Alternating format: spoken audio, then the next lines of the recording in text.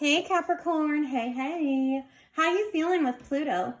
I know we kind of talked about Pluto, but now he's about to go retrograde. And it's like I told y'all earlier in the week, he was going to start shining the light on things.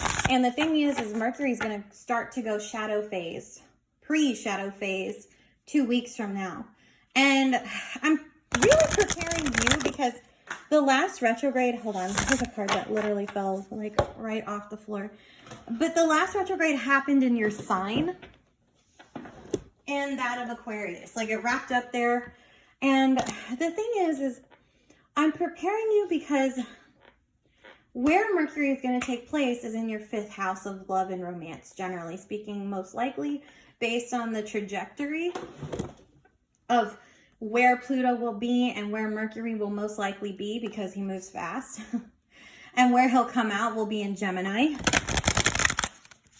So I'm preparing you because you're going to want to expand in all these freedoms, especially this week would be the time to do it before pre-shadow phase to get things going direct in alignment because Uranus is going to push you for that, right? He's going to help with that.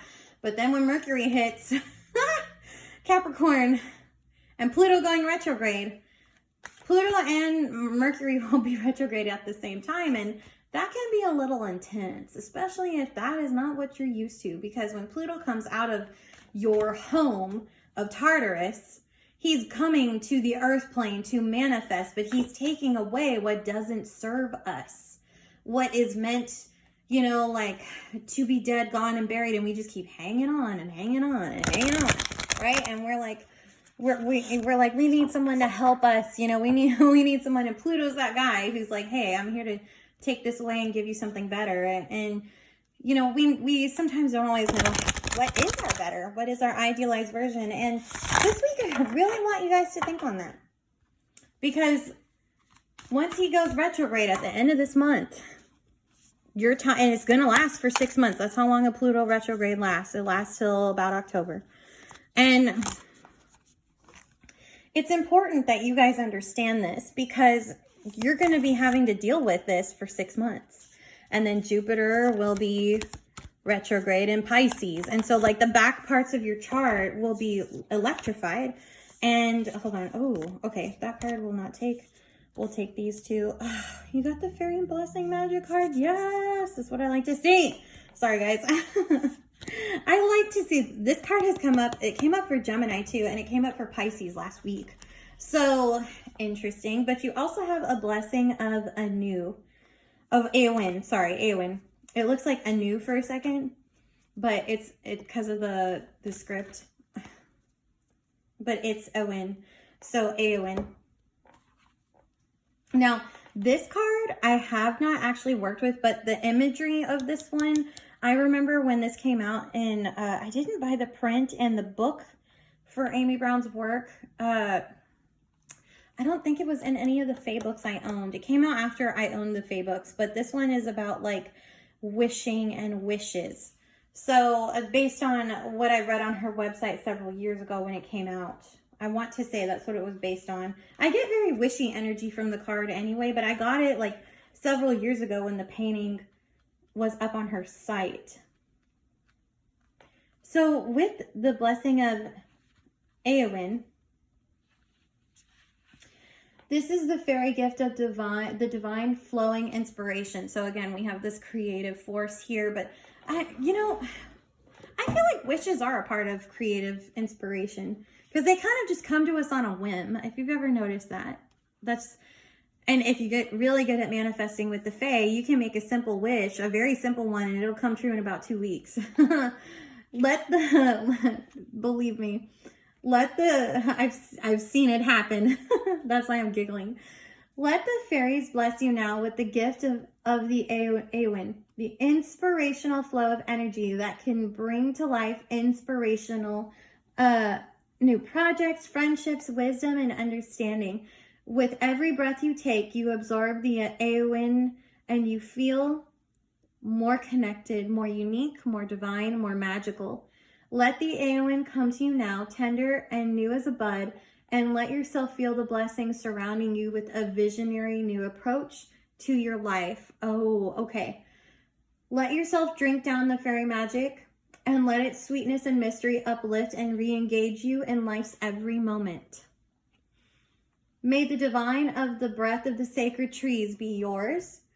May the ways of creatures of the sky, the land, the sea, the fire be known to you. Okay, so we're going to be working with all the elements. May you know that you can now change and learn and study from nature herself in wonderful ways, and thus life is now full of possibilities. When the fairy blessing that is a precious gift of the Eowyn comes and arrives with the Tilith Teg known, that is a blessing that will allow you to be wise, yet filled with wonder, and rejoice in the gift of this life. Blessings of the fairies to you, the Eowyn friend. Okay, so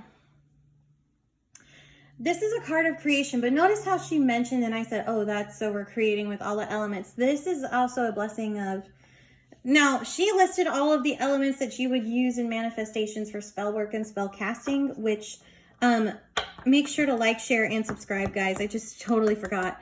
But we will be, this is the thing, I will be covering more sacred rites, rituals that can help you anchor this down and figure out what this is with the Isis Oracle. So, oh, how interesting how it's starting to like come all together, right? But because that deck goes into rituals that may have to deal with water, land, spirit, with air, you know, fire, as far as like incense or things like that. It's sacred rites and rituals, but incantations as well. But see, you're going to be creating from a place where I would also say, if it's not spell casting, because the elements in tarot, so sorry guys, the elements in the tarot are not just the physical elements. So the cups are water, but they're also emotions. Actions are fire, so they're creative passion, aka actions we take. That's how I look at them, right? Air is swords, but it's also logic and communication and technologies that we use. And earth is obviously how we manifest on the 3D, like our job or our car or our home. It's something physical, right? So it's kind of like A, B, C, D, like they all line up like that in some weird way or another. And they always end up opening yourself up to newer possibilities when you manifest with all of them, right? So the funny part is you have this beautiful newborn creative energy coming in. And see, I kind of paused when I read from the book because there is another deck by Lucy Cavendish that I do have called the Dragon Fae Oracle. And there is a card I was thinking about where it's a guide that's a guardian called, I want to say, Spirit of the New Buds or New Blossoms. And basically it's a dragon fae that guards and protects new beginnings, because she used the same reference of buds and blooming, and that's what made me think of it. But here you don't have to deal with the guardian. You're already allowed to have access to that energy, which is pretty awesome. And then the other part is, I don't need to use the book on this. I've done it twice and I pretty much get the message for this one. A blessing of fairy magic is essentially a blessing to create magic with the fae. So you actually, even if you had this card alone, I'd be like, oh my God, Capricorn, you're in your element right now. Utilize it before everything goes retrograde. Now you have double of this energy. You have the creation front, the actual tap into divine creative flow. And then you have the Fae magic and blessing of Fae magic, which is going to enhance this. And when we go in with this on Patreon, it's going to help anchor both of these down into your manifestations for the week or the next month, because the way it's been working with this is it's for the next month. Because some rites and rituals and spells, incantations, you may have to wait or you may have to take time, you know, because you're developing lessons of learning how to go through self-love and learning unconditional love, and that takes time. You know, there's no rush. But the thing is even with this, there's no rush really, because you're tapped into this creative flow that things are just gonna boom, boom, boom, line up like that. You won't really have to try. And I hate telling y'all that because I don't want y'all to think you don't have to work. Because I know you guys don't like being lazy. But it's like, imagine if you will, let's go that way. Imagine if you will, instead of putting 100% in, you get to put in like 50% to 75 and the project still turns out just as great as if it was 100. Most likely because you already did the work to get it to 100. You know, like people would always wonder why in my senior year, how in the heck I got A pluses and on all my papers. And they would think it would come to me easily. But the truth is it wasn't. It was hard. It'd take me like 2 months to get a paper done because I would do the research and I would go in with my creative energy and explore. Like, for example, what is it I wanted to write the paper about? What topics and points are automatically coming to my mind, writing on a bullet page? None of it makes sense, okay? Not even my bullets made sense on connecting, right? I didn't have an outline. I didn't have jack.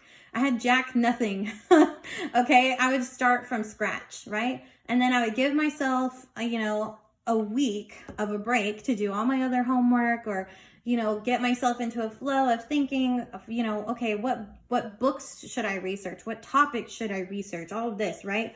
And then I would go in and the next week to the library, find the books or find my sources, right? And then I would read through them and, highlight and catalog and code on my bibliography. Like, you see what I'm saying? Like, it's like creating structure out of literally just a mess of energies.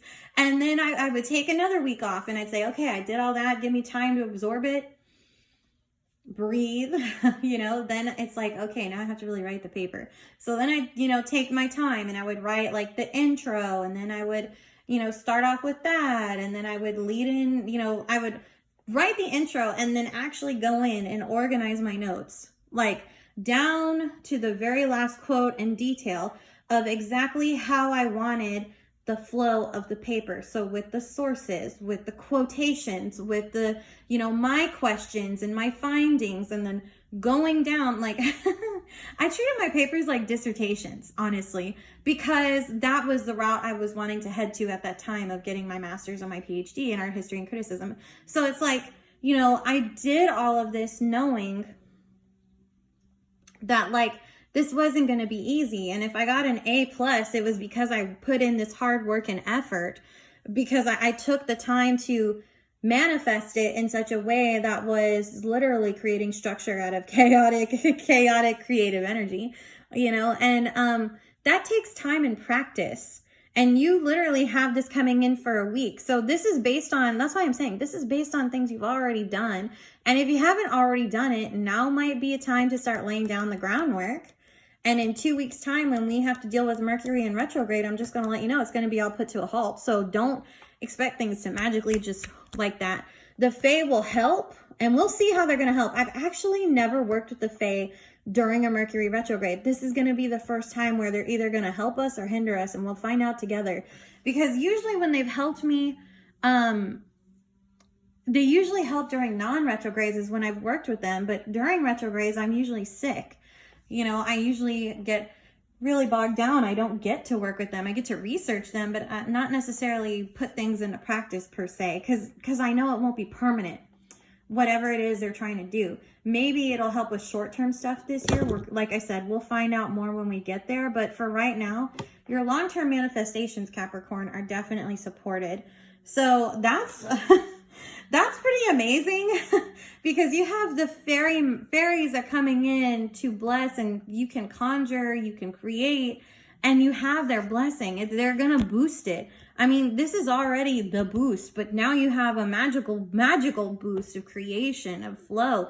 And I want you to think about, like I said, like with the paper, where was it heading? Where is it going? What is it? Let's not just think about the outcome of your manifestation that you so desire, okay? Or whatever it is you want, right? For this week. I want you to think long-term goals. What is it for the next 3 weeks you want to work on? Because that would be considered a long-term goal in terms of manifesting. Because sometimes it does take that long. Sometimes manifestations take years, like, let's be honest. Okay. But when Mercury retrograde hits, it's going to be put on pause. So I'm going to tell you to think of this as these next 3 weeks are about what is it you want to create that you could ideally live with. This, the things that get put in place with the action and going through the emotions and communicating and then building with the earth.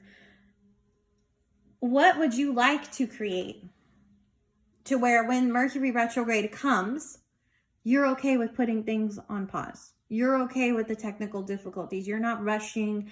You're not like running around with your head cut off like a chicken, you know, like you're not freaking out. You're like, okay, I'm going into this retrograde calm and I'm going into it as clear as possible, even though things are murky right now and I don't know where my path is.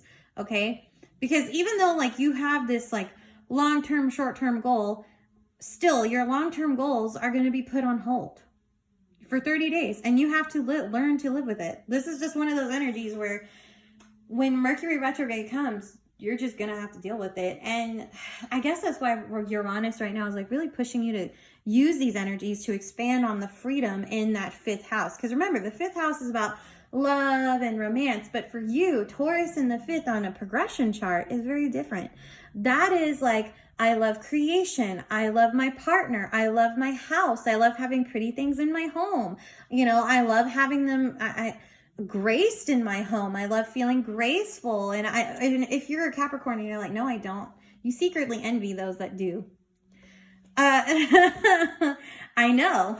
I know y'all, because I've had plenty of Capricorn friends. I know how y'all are. You say you don't want, y'all are so funny and cute in a way, because y'all say y'all don't want things, but you secretly do. And you don't even tell yourself that. You wait until it's like too late and someone doesn't do. It's like they follow what you say and then they don't do what is expected and then you get mad at them. And I'm like, but Capricorn, you can't be mad. They tried to like follow what you said. So that's why I'm saying get clear on your settings of what you want from people, from situations, from your job, all of that.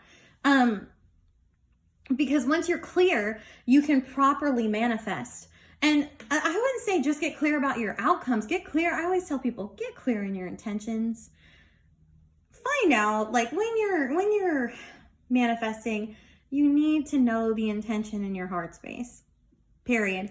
Whether it's black, white, or gray, it matters. Because it's going to matter once the dang thing manifests and you didn't get all the things you want. Well, there might be a reason for that. Or someone, you know, someone didn't listen to you and I don't know. The thing about manifestation is it's pretty much once you put in your intentions, it's usually set.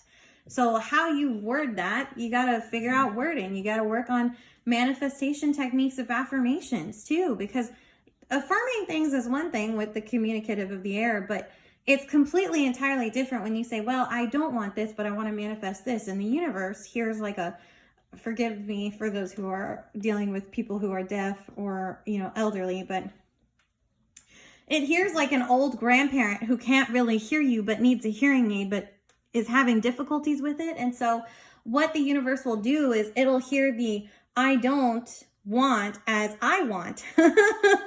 Yeah. And so then like, that's usually why you manifest things that you don't want. You manifest backwards is kind of like how I would say it. You would manifest backwards. And in times like, you know, working with small children, you know, when you tell them you don't want them to do something, what do? They automatically go do it, right? But when you tell them, okay, well, I don't, you know, you kind of learn when they're like that. I've worked with kids that are like that. They're so funny because you're like, I would like you to come out of the corner. No, right? Like they get like that. And then you're like, fine, I guess you can just stay there. Bye. And then they're like, no, wait, I'm so sorry. And I'm like, no, it's okay. I was just trying to get you out, out of the corner so you wouldn't feel cornered. Yeah. Kids are fun. You learn a lot about the universe and like listening through kids. I swear you do. And actions too, because they kind of mirror that aspect, which for the Taurus of your 5th house, I mean, you come from a space of like this 7-year, 14-year kind of mindset in, you know, love and romance. And you see you have these things all dreamed up and then you go and you look and you uncover and you're kind of confused because things aren't going the way you would ideally want. And for those of us who are adults and we're no longer teenagers, we've kind of learned that it's okay to uncover and realize a dream is just a dream, but there are ways that you can practically make it form into a reality as long as you know how to ground, which I would tell you also, Capricorn, you're the king and queen of grounding. I don't necessarily have to tell you to stay grounded right now, but I feel like Uranus's airy energy leaves you at times hanging on the edge of your seat, which I know y'all don't like. And the thing is, Capricorn, it's trying to teach you about limitation and freedom. Because when you limit, it limits your creative abilities. It limits your aspects of your manifestations, your magic, your rites, your spells, whatever. You know, even if you're using law of attraction, it still limits it, right? Because again, you're not clear. So it's like, this is one of those times where I have to tell y'all, get clear in your heart, get clear in your mind on what you want, because getting clear in your heart is very different from getting clear in your mind. Getting clear in your mind is through focus, discipline, all of that. But getting clear in your heart is what the cups, with the emotional needs, begs you to do, which I know y'all don't like to do that. But in order to hit, this is a card of magical apex, and this is a card of total fertility, creation, beginning. Don't screw it up. Actually, hold on. Let me manifest it this way. I'm going to say it like this. I'm going to affirm it like this, okay? I would rather y'all manifest with the apex of potential and the apex of creation and abundance than to manifest without it. You see? You see the difference? I would rather you guys do that, because then you're going to be happier with what you're manifesting. You may not get totally everything, but you'll get almost everything, if not close. And you'll be able to be saying, you'll say to yourself, yeah, I'm satisfied with that. You know, like there is that. So other than that, Capricorn, that's realistically all I have for you before we head over to the Isis Oracle, which will also help you get clear on how to get clear, one, and how to work with rites, rituals, and manifestations that will ground these fairy blessings down. So make sure to head me there. If I can talk today, Jesus Christ, sorry. Mercury's like affecting me a little bit earlier this year. But if you can head over there, that would be amazing. And if not, and you would like to tip me or book an emergency session with me, please do so in my description box down below. And also don't forget, because I also have the Patreon links down in the box below to follow my Linktree link, because it has my emergency sessions, all of that down there. So there's that too. And until we speak again, I will be seeing you, Capricorn. I'm wishing you the best. I know you can handle this. So you got it. Just do the work. I'll talk to you later. Bye.